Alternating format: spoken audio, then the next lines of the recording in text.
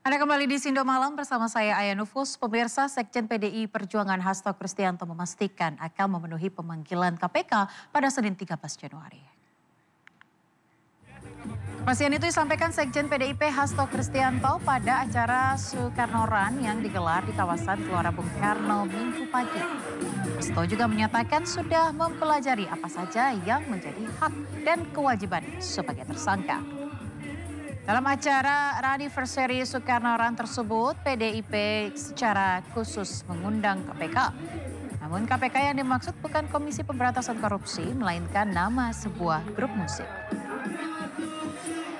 Acara Soekarno Run ini merupakan rangkaian dari peringatan hari ulang tahun ke-52 PDI Perjuangan.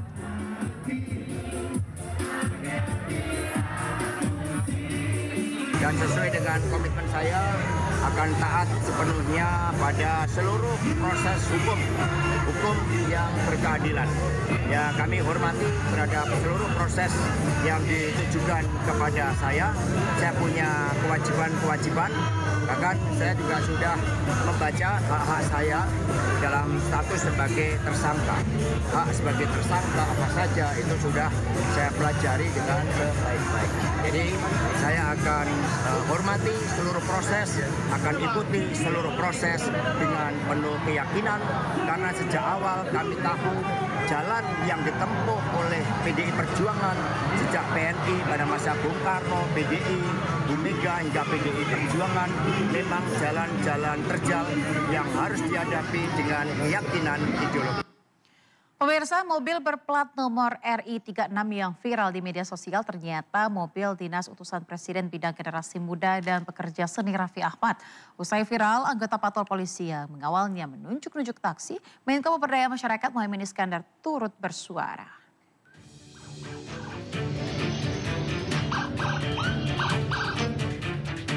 Mobil berplat RI 36 menjadi sorotan usai viral anggota Patwal Polisi yang mengawal mobil ini dengan arogan menunjuk-nunjuk taksi di Jalan Sudirman Tamrin, Jakarta.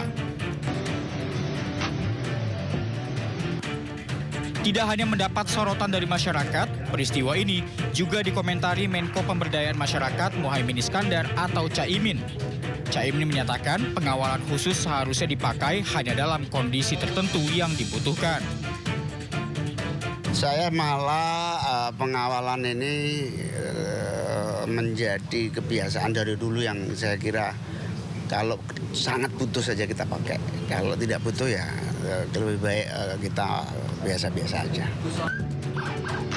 Usai membuat heboh di media sosial, terungkap bahwa pemilik mobil berplat RI 36 adalah milik utusan khusus Presiden Bidang Generasi Muda dan Pekerja Seni Raffi Ahmad. Namun ia menyatakan saat kejadian ia tidak berada di dalam mobil tersebut. Nggak ada di dalam mobil gitu ya maksudnya? Iya, jadi kemarin kita lagi meeting ke sana sini, itu mobilnya lagi ambil arsip ya biasa. Kita lagi meeting, mobil ambil arsip, mobil ambil dokumen, gitu kira-kira. Tapi yang memang kita harus kasih tahu bahwa sebenarnya patwalnya itu bukan bermaksud arogan.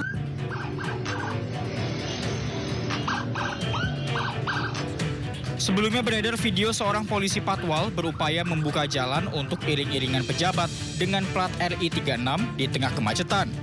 Di depan iring-iringan, sebuah taksi mewah melintas sehingga menghalangi rombongan. Polisi Patwal segera mencegah taksi sambil menunjuk supir. Aksi polisi Patwal tersebut dinilai arogan hingga menuai reaksi keras dari masyarakat.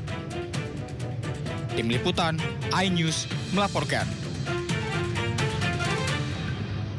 Kita ke informasi lainnya, pemirsa, pasca diputusnya kontrak kerja petugas Dinas Pemadam Kebakaran Kota Depok, Sandi putar-putar, peristiwa ini masih menjadi polemik lantaran ia diputus kontrak kerjanya usai membongkar dugaan kasus korupsi di tempatnya bekerja. Hal ini membuat Gubernur Jawa Barat terpilih Deddy Mulyadi angkat bicara.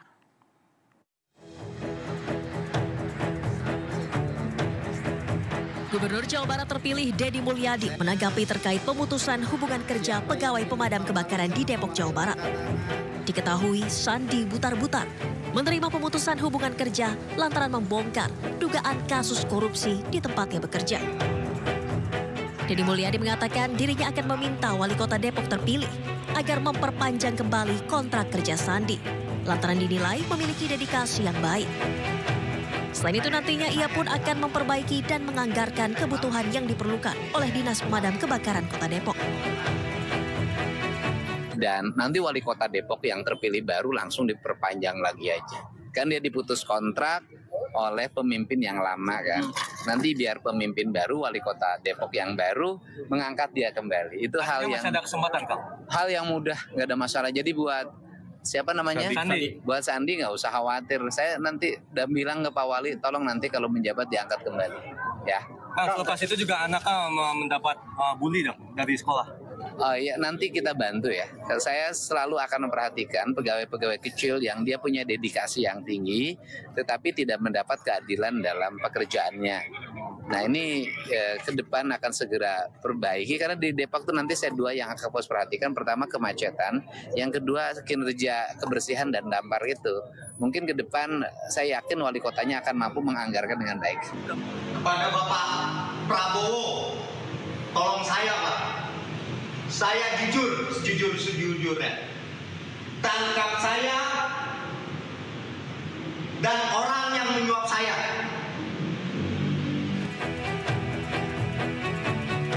Sebelumnya beredar video Sandi butar-butar yang menyebutkan bahwa dirinya diputuskan hubungan kerja oleh Kepala Pemadam Kebakaran Kota Depok.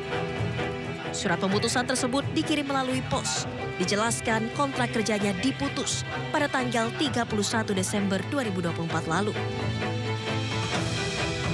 Diketahui Sandi butar-butar sudah bekerja dengan Dinas Pemadam Kebakaran Kota Depok sejak 10 November 2015 silam sebagai honorer. Dari Depok, Jawa Barat, Iung Rizky, iNews melaporkan.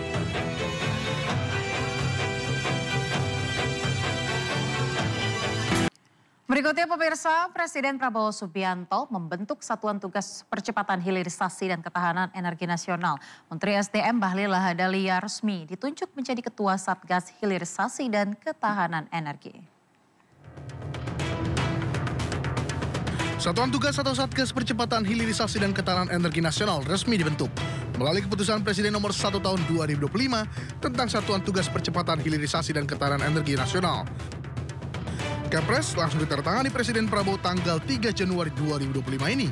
Menetapkan Menteri Energi dan Sumber Daya Mineral Bahlil Lahadalia sebagai Ketua Satgas Hilirisasi dan Ketahanan Energi Nasional. Dalam pasal 1 Kepres tersebut, Satgas dibentuk untuk dua hal. Pertama, mewujudkan percepatan hilirisasi di bidang mineral dan batu bara, minyak dan gas bumi, pertanian, kehutanan, serta kelautan dan perikanan untuk peningkatan nilai tambah di dalam negeri.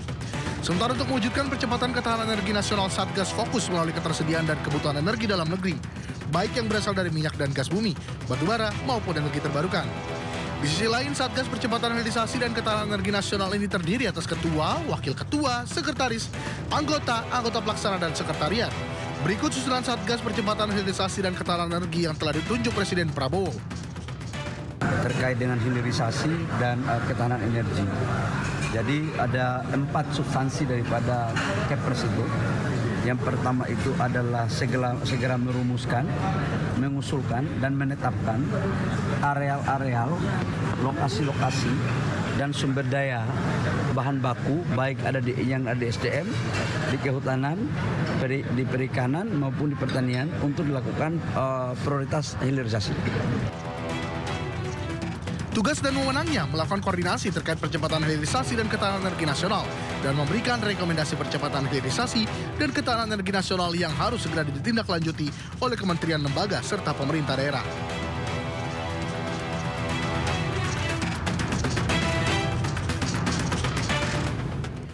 Pemirsa, teknologi pengadaan barang secara digital mulai merambah ke setiap tingkat wilayah pemerintahan di Indonesia. Dengan penggunaan teknologi digital, pengadaan barang di pemerintahan daerah diharapkan akan berjalan transparan. Untuk mendukung kegiatan digitalisasi, pemerintah Kabupaten Lebak memperkenalkan program Sinergi Integrasi Pembinaan Ekosistem Daya Saing. Target sistem ini antara lain menggandeng UMKM agar dapat berpartisipasi dalam pengadaan barang pemerintahan Kabupaten Lebak. Pengadaan barang go digital diharapkan membuat pemerintahan di kabupaten semakin maju, menguasai teknologi terkini, serta mampu membuka lapangan kerja baru. Diharapkan setelah adanya Sintesa di UMKM ini, Jadi semua hal-hal yang berkaitan dengan kepariwisataan, kunjungan ke masyarakat kepada Kabupaten Lebak bisa tersentral di. Merupakan upaya dari teman-teman pemerintah Lebak dalam halnya untuk menyentuh teman-teman UMKM agar dapat mendapatkan perhatian lebih, karena teman-teman UMKM bisa memasarkan barangnya lebih luas.